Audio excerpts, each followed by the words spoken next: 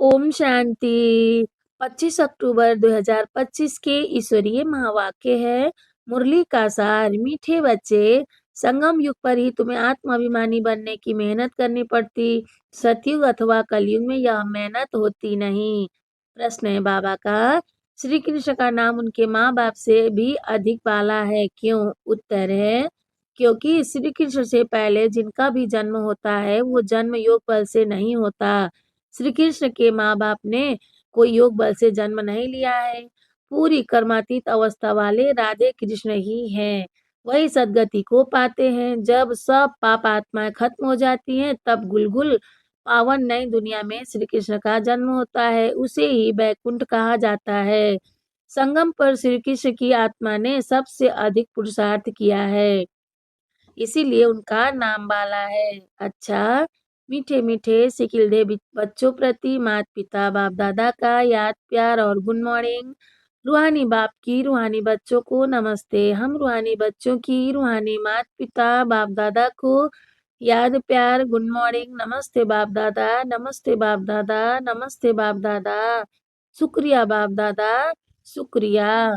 वाह बाप दादा, वाह। धारणा के लिए मुख्य सार है। फर्स्ट पॉइंट, बुद्धि को पवित्र बनाने के लिए याद की यात्रा में मस्त रहना है।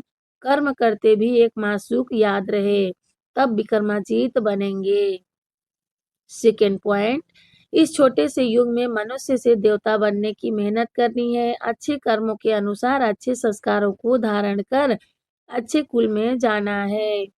वरदान है बाबा का, अपनी रूहानी लाइट्स द्वारा वायुमंडल को परिवर्तन करने की सेवा करने वाले सहज सफलता मूर्त भाव।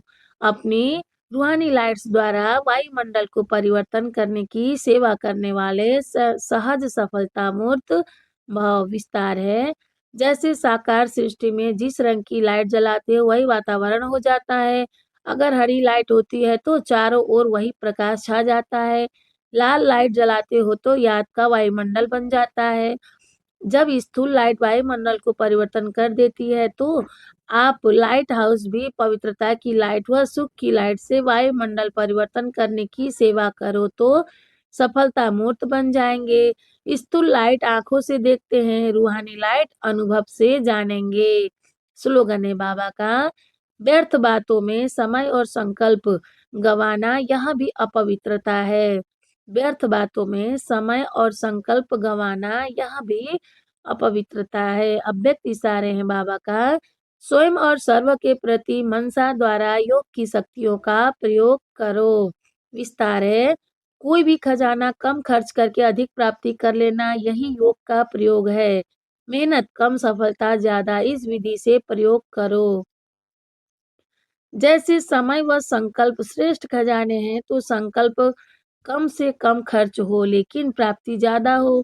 जो साधारण व्यक्ति 2-4 मिनट संकल्प चलाने के बाद सोचने के बाद सफलता या प्राप्ति कर सकता है, वह आप 1-2 सेकंड में कर सकते हो। इसको कहते हैं कम खर्चा वाला मशीन। खर्च कम करो लेकिन प्राप्ति 100 गुणा हो। इससे समय की व संकल्प की जो बचत होगी वह औरों की सेवा में लगा सकेंगे, दान पुण्य कर सकेंगे। यही योग का प्रयोग है। अच्छा, ओम शांति।